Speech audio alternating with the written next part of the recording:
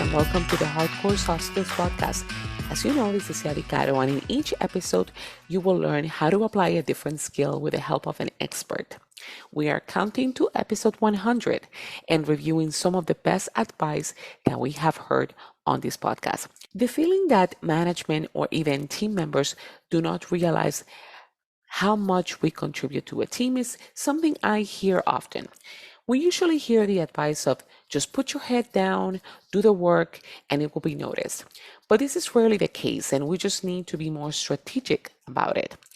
This is why when I read the book Impact Players, How to Take the Lead, Play Bigger, and Multiply Your Impact by Liz Wiseman, I knew I wanted her on the show. And as she discusses in our conversation, she describes what distinguishes good employees versus those that really make an impact and seem to be relied upon the most. Let's listen to Liz describe on what makes an impact player and how you can become one. But before we do, remember to go to my website, hardcoresoftsskillspodcast.com, and check out all the episodes focused on different skills. And one of those skills is productivity. And you know how much I enjoy talking about being productive, trying to focus on the things I love, time for my family, my role helping high performing tech teams, going to grad school, and this podcast. These past few weeks, I have been struggling perhaps because it's the holiday season and all the major deadlines are hitting at once. My usual morning coffee is not enough, so I started using Magic Mind. I simply woke up and took this little green shot made with natural ingredients like matcha and lion's mane's mushroom that not only improve your energy but help you focus. Since the first shot, I noticed a difference and I have been taking it ever since. I think you should try it too. So go now to magicmind.com/softskills and use my code softskills20 for a 50% off your subscription.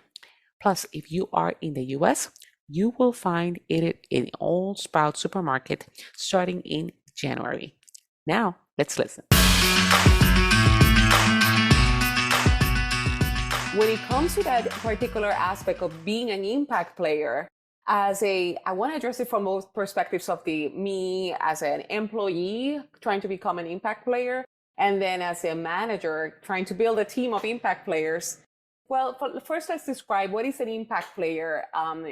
As you described in your book, what does a person who has impact, what are some of the characteristics and habits of an impact player? Well, when we looked at the difference between impact players, people who bring extraordinary value, making a big impact, and people who raise the level of play for an entire team, those are the impact players. We asked managers to identify them in the organization, and then we studied them, tried to understand how do they think, what do they do, and we did the same for what I came to call ordinary contributors. Now, I need to define that because that's important.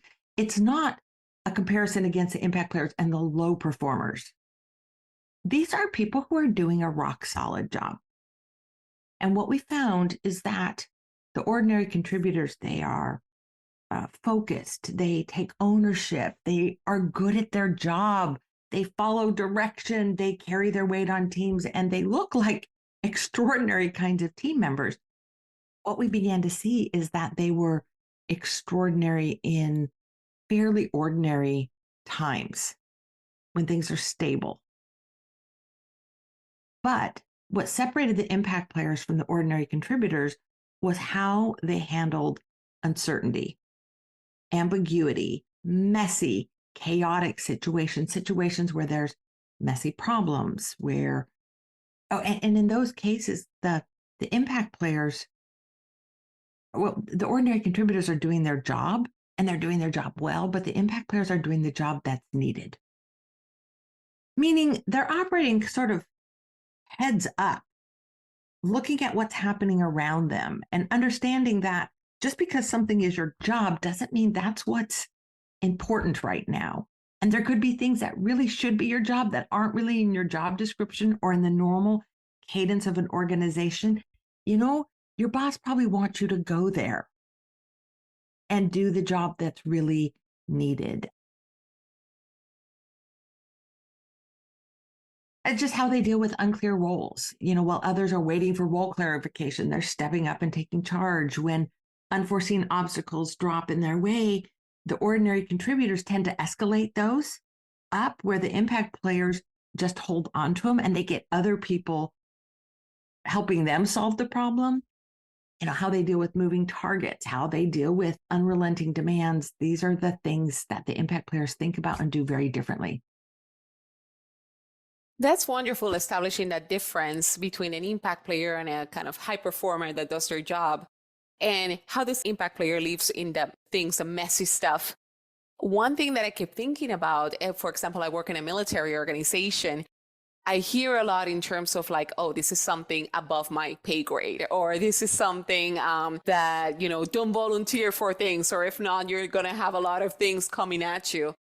How do we address that in terms of as an employee or as a person who wants to make an impact? And there's also the concern of like, oh, how do I know I'm stepping out of my lane and therefore I'll be viewed with resentment or something along those lines? Well, this is true. This is true. When you hold on to problems, quote, above your pay grade, unquote, it's one of my least favorite phrases, as you might imagine, or you volunteer for things, you find yourself where the action is. You find yourself working on things that are important, things that are kind of hot, where there's more pressure and where there's more visibility. So, yes, there are more things coming at you. However, and I'm not suggesting people run around and just sign up for more work. However, when we take on the hot projects, when things are chaotic, we have more things coming at us, but it doesn't necessarily increase our workload, because there are two types of workload. There is the work that we do, and then there is the phantom work, which is the psychological burden and difficulty. And what happens is, when we go after things and take control of situations that feel out of our control, we've got some work wrestling those down, but we are taking charge. We are moving out of this passive place to an active place. We're moving out of a victim mentality of above my grade, let the higher ups deal with this, and then we have to experience the fallout. So when we just kind of let the higher ups handle things, we end up developing a whole different kind of a workload, which is, okay, now I am being whipped around here and there. Now I have no say. Now I'm having to carry out orders that make no sense to me. And there's a workload in that, both a physical workload and a psychological workload. It's a burden. And it gets us in this kind of victim mentality, which creates stress. It creates anxiety. It creates forms of depression. But when we take charge, we tend to create an experience that people say, okay, it's a little bit tiring, but strangely thrilling, exhilarating, fulfilling, rewarding, energizing. So, I had this wonderful boss who used to say, it's all about which set of problems you want to manage. Any course of action you take has problems. You just have to know which problems you're choosing. Both of those scenarios has a heavy workload. But which do you want? I mean, I know the impact players choose the workload that comes from sort of being where there's momentum and energy and action.